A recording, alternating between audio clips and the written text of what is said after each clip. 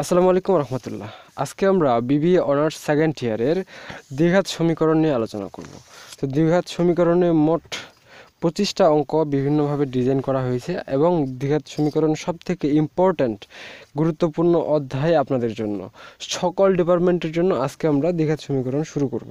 তো আজকে আমরা শুধুমাত্র প্রবলেম নাম্বার 1 এই প্রশ্নটা নিয়ে সমাধান করব। এখন বাকি প্রবলেমগুলো যদি আপনারা করতে চান, এখানে 8টা আছে প্রথম পেজে, পরের পেজে আরও 8টা আছে, এভাবে মোট 25টার মতো প্রশ্ন আছে। তো এই সবগুলো যদি করেন দ্বিঘাত সমীকরণ নিয়ে আপনাদের তেমন কোনো প্রবলেমে পড়তে হবে না এবং আপনাদের দ্বিঘাত সমীকরণটা সম্পূর্ণ হয়ে যাবে। এখন অনেকেই চাচ্ছেন যে সম্পূর্ণ বইয়ের যতগুলো অধ্যায় আছে সবগুলোই যেন করতে পারে। তো সেক্ষেত্রে আপনারা চাইলে আমাদের প্রাইভেট কোর্সে অংশগ্রহণ করতে পারেন। কোর্স ডিটেলস ডেসক্রিপশন বক্সে দেওয়া আছে, সেখান থেকে চেক করে নিতে পারেন। চলুন আজকে প্রথম প্রবলেমটা সলভ করা যাক। তো এখানে প্রবলেম 1-এ বলছে a minus x by a plus 2a minus x by 2a equal 3a minus x by 3a। তো আর কিছুই বলেনি। তো যখন সমীকরণে কোনো কিছু বলা থাকবে না তখন ধরে নিতে হবে যে সমীকরণের এক্সের মান বের করতে হবে। তো অঙ্কের যেই চলক থাকবে সেই চলকের মান বের করতে হবে। এখানে এক্স আছে তাই আমরা এক্স বললাম। চলুন শুরু করা যাক। আর যদি অঙ্কে সমাধান করতে বলে, আমরা জানি অঙ্কে সমাধান করতে বললে অঙ্কে যেই চলক থাকবে সেই চলকের মান বের করতে হবে। আমরা কি করতেছি? দ্বিঘাত সমীকরণ। দ্বিঘাত সমীকরণ আমরা দ্বিঘাত সমীকরণ করতেছি আজকে ক্লাস নাম্বার 1 আর প্রবলেম নাম্বারও 1। তো প্রথমে ডাকটা দেখে দেখে আমি তুলে ফেলি, তারপরে মূল অঙ্কে আসতেছি।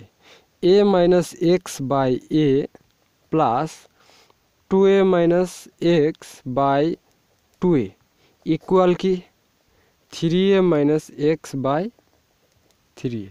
এটা হচ্ছে আমাদের মূল অঙ্ক। এখন আমরা এই অঙ্কের সমাধান করি। তো সমাধান করার জন্য প্রথমে কি করতে পারি? প্রথমে আমরা এই দুইটাকে লসাগু করে দিতে পারি, তাহলে একসাথে চলে আসলো। যেহেতু মাঝখানে একবার সমান চিহ্ন ব্যবহার হয়ে গেছে, তাই আমরা এখানে এমপ্লাইজ চিহ্ন ব্যবহার করব। এখন এ আর 2a যদি লসাগু করি তাহলে 2a আসবে। এখন হর দ্বারা ভাগ, লব দ্বারা গুণ, নিচেরটা দিয়ে ভাগ, উপরেরটা দিয়ে গুণ। এখন 2a কে যদি a দিয়ে ভাগ দিই তাহলে a কাটা যাবে, এখানে শুধু 2 থাকবে। 2 যদি এর সাথে গুণ করি তাহলে 2a, মাইনাস 2 যদি x এর সাথে গুণ করি তাহলে 2x, আর এইখানে প্লাস ছিল, এখন প্লাস চলে আসলো। 2a কাটা গেলে 1 এর কোনো ভ্যালু নেই, এখানে আছে কত? 2a মাইনাস এক্স সমান কত? 3a মাইনাস এক্স, আর এখানে 3a থাকতেছে।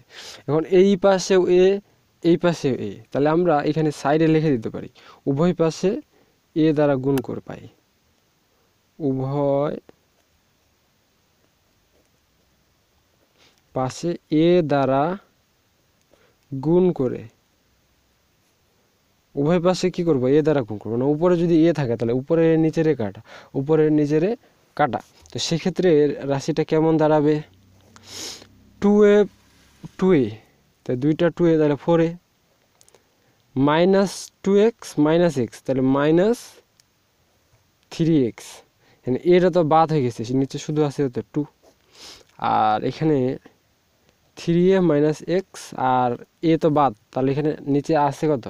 শুধুমাত্রই 3 আছে। এখন এগুলোকে আমরা আর গুণ করে দিতে পারি বা কোনাকুনি গুণ করে দিতে পারি। এই দুইটা যদি কোনাকুনি গুণ করে দিই, 3 4 12a মাইনাস আবার 3 3 9x সমান, আবার এই দুইটা যদি কোনাকুনি গুণ করে দিই তাহলে 3 দুগুণে 6a মাইনাস 2 1 2x। তো গুণটা আমরা করে ফেললাম। এখন আমরা কি করতে পারি? এগুলোকে এক সাইডে করে নিতে পারি। এক্সগুলোকে নিব এক সাইডে আর বাকিগুলোকে আরেক সাইডে নিয়ে নেব।